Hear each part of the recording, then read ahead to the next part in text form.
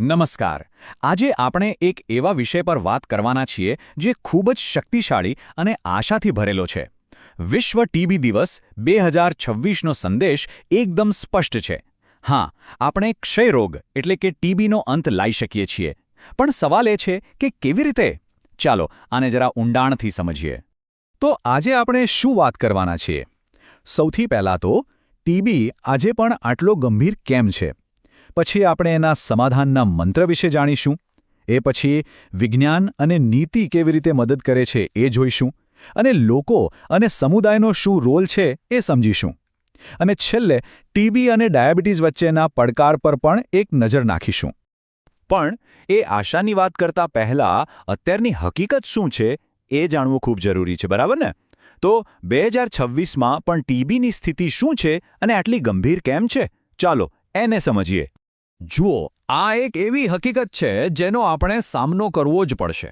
ભલે ગમે તેટલી પ્રગતિ થઈ હોય, પણ આજે પણ આખી દુનિયામાં ટીબીનો સૌથી મોટો બોજ ભારત પર છે. અને આ ખાલી એક આંકડો નથી. આની પાછળ લાખો લોકોની જિંદગી જોડાયેલી છે, એમના પરિવારોની કહાનીઓ છે. એટલે આ લડાઈ હજી પૂરી નથી થઈ, એ સ્પષ્ટ છે.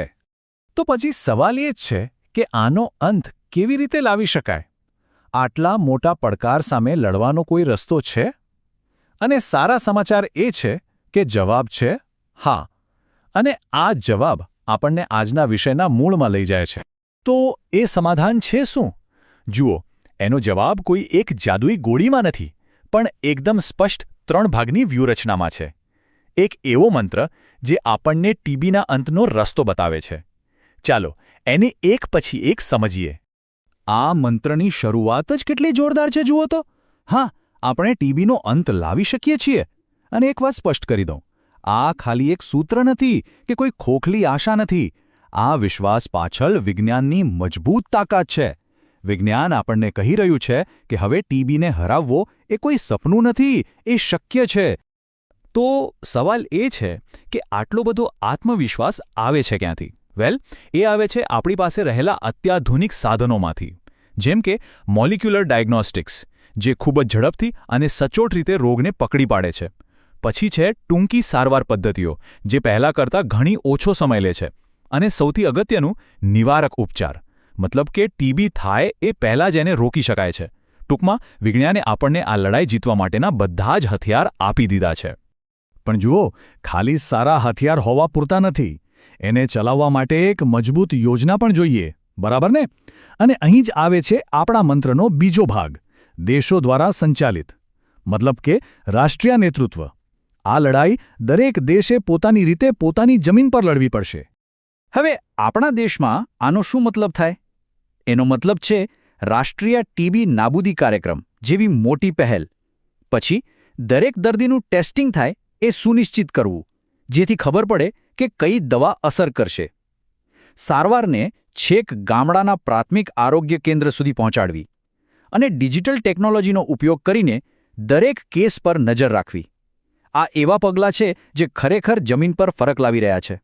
સારું, આપણી પાસે વિજ્ઞાન છે, સરકારની નીતિઓ છે, પણ આ મંત્રનો ત્રીજો અને કદાચ સૌથી અગત્યનો ભાગ હવે આવે છે, લોકો દ્વારા સંચાલિત. કારણ કે ટેકનોલોજી હોય કે સરકાર, જ્યાં સુધી લોકોનો સાથ ના મળે ત્યાં સુધી કોઈ પણ લડાઈ જીતી શકાતી નથી. અને આ વાત ખરેખર સમજવા જેવી છે. જુઓ, જ્યારે આપણે સારવાર દર્દીને કેન્દ્રમાં રાખીને કરીએ છીએ, એની જરૂરિયાતોને સમજીએ છીએ, ત્યારે એ વ્યક્તિ સારવાર અધૂરી નથી છોડતો. બીજું, સમાજમાંથી ટીબીને લઈને જે ડર કે શરમ છે એને દૂર કરવી પડે. તો જ લોકો સામે આવશે અને ટેસ્ટ કરાવશે. અને આ બધામાં આપણા સામુદાયિક આરોગ્ય કાર્યકરો, એમનો રોલ તો અમૂલ્ય છે. એ લોકો છે જે છેક છેલ્લા માણસ સુધી પહોંચે છે. ઓકે, તો આપણે મંત્રના 3 ભાગ જોયા: વિજ્ઞાન, નીતિ અને લોકો. ચાલો હવે જરા વિજ્ઞાન અને નીતિની અંદર ઊંડા ઉતરીએ અને જોઈએ કે કયા ખાસ સાધનો આપણી પાસે છે. ટીબી સામેની લડાઈમાં જો કોઈ ગેમ ચેન્જર આવ્યું હોય ને, તો એ છે નિદાનની સ્પીડ. વિચારો, પહેલાં માઇક્રોસ્કોપી હતી, જેમાં રિપોર્ટ આવતા દિવસો નીકળી જતા. અને હવે આપણી પાસે છે CBNAT અને TrueNet જેવી ટેકનોલોજી. આ ટેકનોલોજી તો કમાલ છે. એ ખાલી થોડા કલાકોમાં જ ટીબી છે કે નહીં એ નથી કહેતી, પણ એ પણ જણાવી દે છે કે એના પર સૌથી અગત્યની દવા રિફામ્પિસિન કામ કરશે કે નહીં. આ કોઈ નાની વાત નથી. આ એક રીતની ક્રાંતિ જ છે. અને જેમ નિદાનમાં સુધારો થયો છે એમ સારવારમાં પણ જબરદસ્ત પ્રગતિ થઈ છે. જે સામાન્ય ટીબી છે એની સારવાર હવે ટૂંકી થઈ ગઈ છે. પણ એનાથી પણ મોટી વાત એ છે કે MDR ટીબી, મતલબ કે એવો ટીબી જેના પર સામાન્ય દવાઓ અસર નથી કરતી, એની સારવાર પણ હવે બદલાઈ ગઈ છે. પહેલાં ઇન્જેક્શન લેવા પડતા, લાંબો સમય સારવાર ચાલતી. હવે બધું ગોળીઓથી અને ઓછા સમયમાં પતી જાય છે.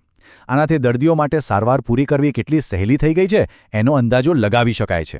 તો લેબ અને સરકારી ઓફિસોની વાત તો થઈ, પણ હવે વાત કરીએ એ લોકોની જે આ લડાઈના અસલી હીરો છે, લોકો અને સમુદાય.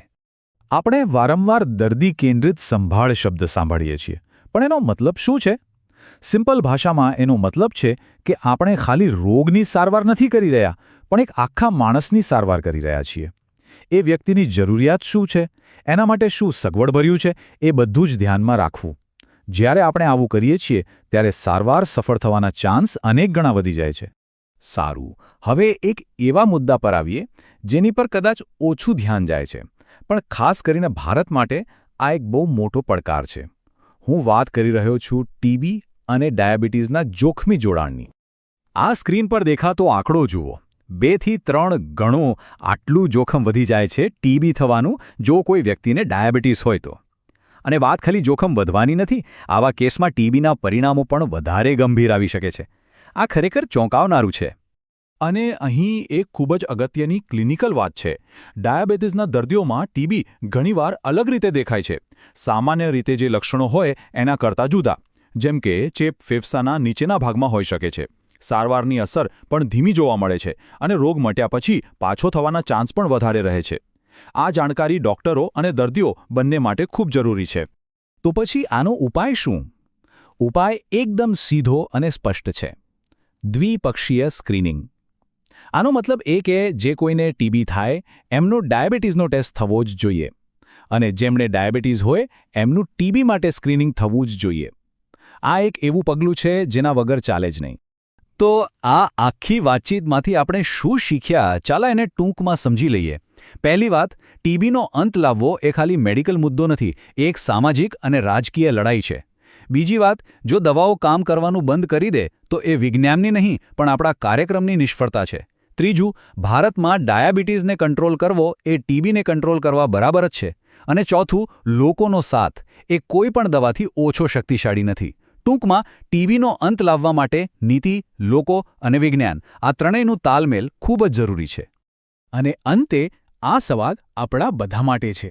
આપણી પાસે વિજ્ઞાન છે, આપણી પાસે રસ્તો છે. હવે જરૂર છે ફક્ત એક સહિયારા સંકલ્પની.